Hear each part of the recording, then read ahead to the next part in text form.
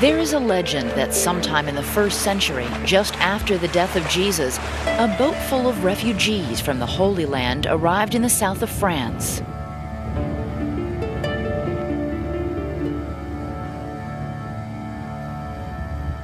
The story says the group included some of the closest followers of Jesus, Lazarus, whom Jesus had raised from the dead, and the repentant prostitute named Mary Magdalene.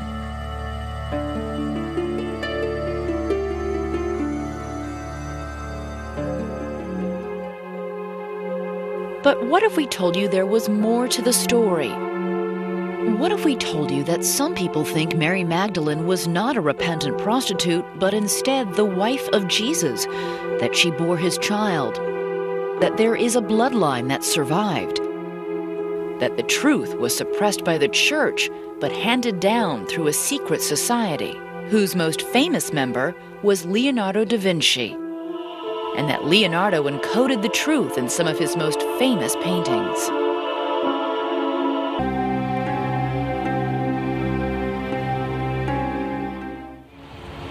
These are extraordinary claims that have a lot of people talking these days because they appear in the best-selling book called The Da Vinci Code.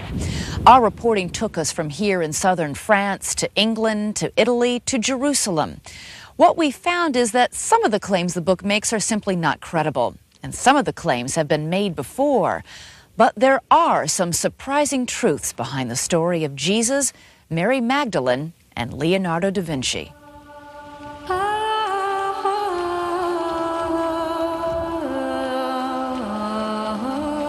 Jesus and Mary Magdalene likely met here, around the Sea of Galilee, where Jesus spent a lot of time preaching, according to the Bible. Most historians think she was from a town called Migdal or Magdala, now a ruin. There was once a church here in her honor, but otherwise the place is pretty desolate. Nothing here hints that she was married to Jesus and carried on his bloodline, as the novelist who wrote the Da Vinci Code claims. I began as a skeptic. As I started researching Da Vinci Code, I really thought I would disprove a lot of this theory about Mary Magdalene and holy blood and all of that. I became a believer.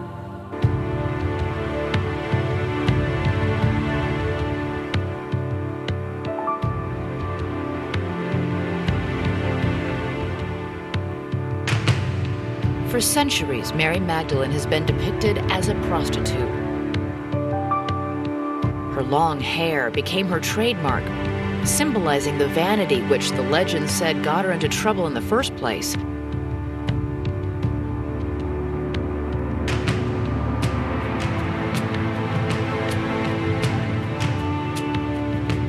Dan Brown thinks she's been misrepresented. Nowhere in the Bible does it say Mary Magdalene was a prostitute. And that the church allowed this to happen in order to obscure the truth about her relationship with Jesus. Do you think that that was somehow some sort of effort to not just marginalize her, but impugn her integrity somehow? I personally do. And it's possible that his relationship with Mary Magdalene really was sort of set aside, and that she was portrayed in some way as a fallen woman. As a fallen woman, simply such that we could explain her presence. Jesus wasn't in love with her, he was trying to help her out. Now, Dan Brown is a novelist, not a religious scholar, but it appears that his first claim that Mary Magdalene was not a prostitute is correct. The common belief today is that Mary Magdalene was a prostitute. Right. And that common belief is simply false. There's no factual basis for that long-standing tradition that Mary Magdalene was a prostitute, a woman of ill repute. How did Mary Magdalene end up being described as a prostitute for nearly 2,000 years if there isn't any evidence? A woman who travels around with a group of men, what can this mean? She must be a prostitute. She must be promiscuous in some way. So that that reputation might have been part of the rumors swirling around these communities. And Pagel says there may be another reason. The Gospels in the New Testament picture Mary Magdalene as someone who had been possessed by devils and had been healed by Jesus. And unfortunately for Mary Magdalene, she's introduced right after a story about a prostitute whom Jesus forgives for her sins. But she's introduced in such a way that it seems clear she's not the woman of the previous scene. So the fact that she had a demon problem doesn't imply at all that Mary Magdalene was sexually promiscuous. We have to appreciate what demons were in those days, and they're not, not like a science fiction. What are they? Basically, it's sickness, illness. And, they didn't have the medical technology and sophistication, so they would attribute to demons, to the evil spirits. So having demons driven out of her means she basically got better. You got better, yeah. The Bible says she was at the foot of the cross when Jesus died, along with his mother, while most of the male followers of Jesus had gone into hiding. Among his friendships, among his disciples, Mary Magdalene was the one closest to him. Father McBrien told us he thinks Mary Magdalene would have been recognized as one of Jesus' main apostles, and possibly the key apostle if she had been a man. When Jesus rose from the dead, according to the accounts in the New Testament, in 3 places he appeared to Mary Magdalene first. Mary Magdalene was not only a witness, she was the primary witness, even over Peter. So she had all the credentials to be an apostle. But does any of this mean that she was married to Jesus when we can? I think it's entirely plausible to think that Jesus may have been married. It was a normal practice for Jewish men. It would also be normal not to mention that he had a wife. It would have been unusual for a rabbi not to be married, but the weight of evidence that we have suggests to me the contrary, that in fact he was a celibate. Is there any evidence in the Bible at all, anything that educates us or tells us whether or not Jesus might have been married? No. Nothing either way? There's nothing. Which doesn't mean now, I'm not saying, therefore, it's impossible that he could have been married. Is it possible he was married? Yes. That wouldn't threaten his divinity in any way? Not in my opinion. Unless you regard sexual intimacy and the married state as somehow sinful or corrupting, then the answer to your question is no, Jesus could have been married, and it would have been without any compromise, whatever. And still be able to be the Son of God. Yes, and without any compromise of the church's historic faith in him as truly God and truly human. Jesus doesn't. So where did you find in your research information that led you to believe that she was in fact Jesus' wife? In that time in history, for a young Jewish man to not be married would have been mentioned. It was practically a sin, and yet there is no mention of that. In Judaism, you couldn't be not married in that first century. The norm was marriage. They didn't even have a word for bachelor in their language. Margaret Starbird is the author of several books that Dan Brown relied upon in writing the Da Vinci Code, but she is not a biblical scholar or a theologian. It was incumbent on a father to find a bride for his son before the young man turned 20. So it was almost unheard of to have someone be not married in Judaism.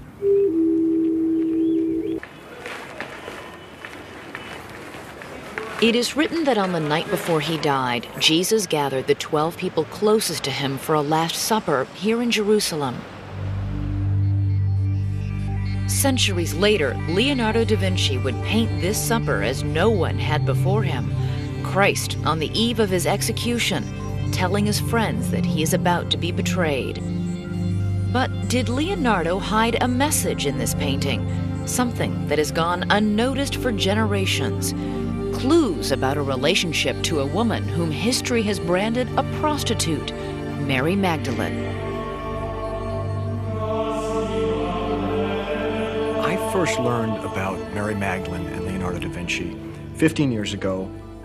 One day our professor began class by showing us a slide of the Last Supper, which was a painting I thought I understood pretty well.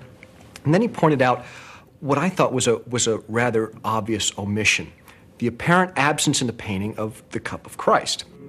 That cup, or chalice, the Bible says Jesus used that night, has long been rumored to be the Holy Grail, the lost relic thought to be taken out of Jerusalem and hidden away in Europe for centuries. The chalice from which the disciples allegedly drank their wine, for some reason Leonardo da Vinci chose to omit. There's no chalice, no cup anyplace.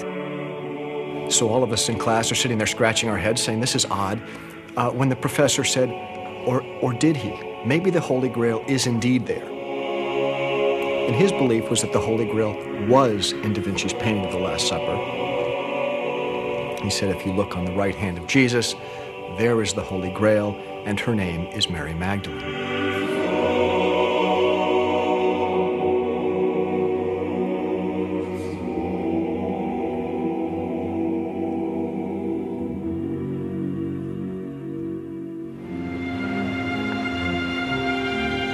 Leonardo lived in Florence in the 15th century. It was a city of controversial geniuses. Botticelli, Michelangelo. Leonardo was known for the subtlety of his drawing and his offbeat ideas. What kind of person was he? Describe him. What was his personality like? Well, it's very difficult to say. He was a reclusive individual. He was a very, very dedicated, committed intellectual. We don't really know terribly much about his life because not too much was written at the time when he lived about him.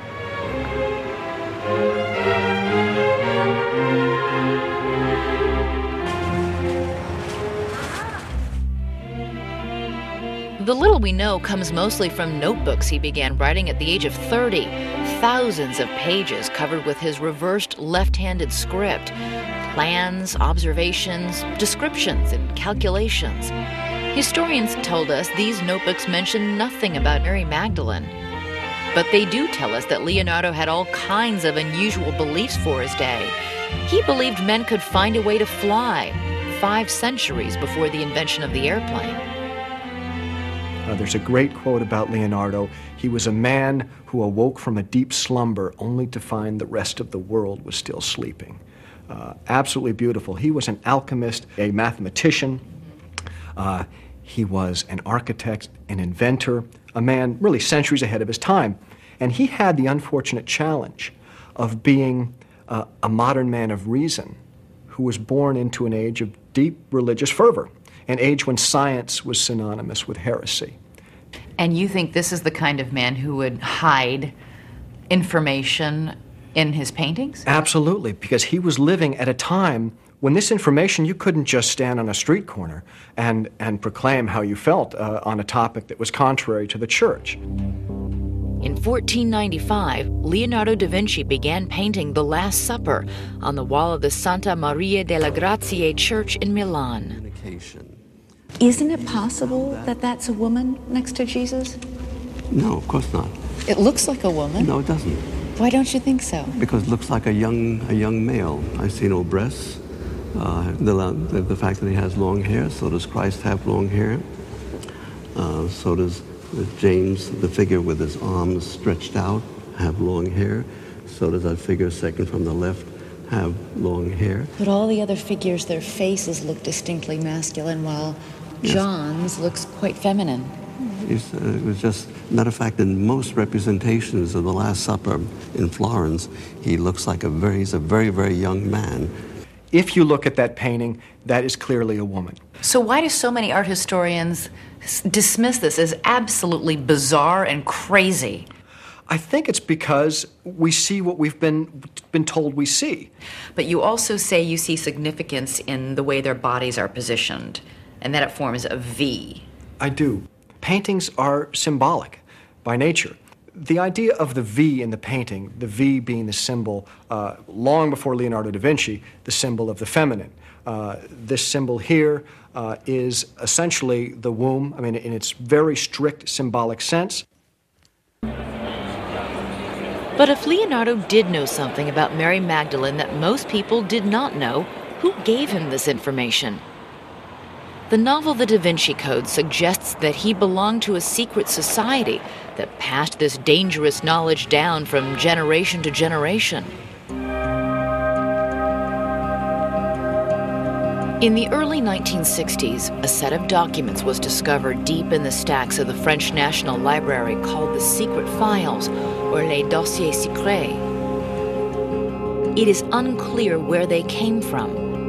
The documents make several references to something called the Priory of Zion and a series of priory grand masters through the centuries. The names include some of the most famous artists and thinkers in Western history: Isaac Newton, Botticelli. One of the names is Leonardo da Vinci. Carlo Pedretti was fascinated because little is known about Leonardo's last years except that he went to live in France. He's looked for evidence that Leonardo belonged to a secret Priory of Zion. And I found a few connections that could not be invented. So I wanted to go to the bottom of it, and sure enough, I got nowhere. He is still looking today.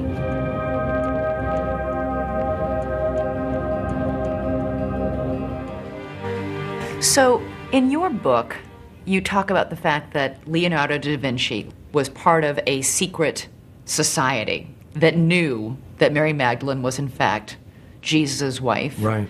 And that Mary Magdalene, in fact, may have borne a child that, started a bloodline. Right. Where did you find that idea? I mean, what research led you to that theory? That information has been around for quite a while, and there have been a lot of books written about this theory that relates to the Priory of Zion and the Merovingian kings. Although we found little to suggest there was evidence Mary Magdalene had a child, we did find a lot of lore suggesting Mary Magdalene herself came to the south of France. One of those stories took us to this place, a region called Languedoc. This one has to do with the legends of the mysterious Holy Grail. The Grail has come to be associated with the cup Jesus used in the Last Supper, later to be used at the cross to catch drops of his blood, smuggled from the Holy Land after the crucifixion and hidden away in Europe for centuries.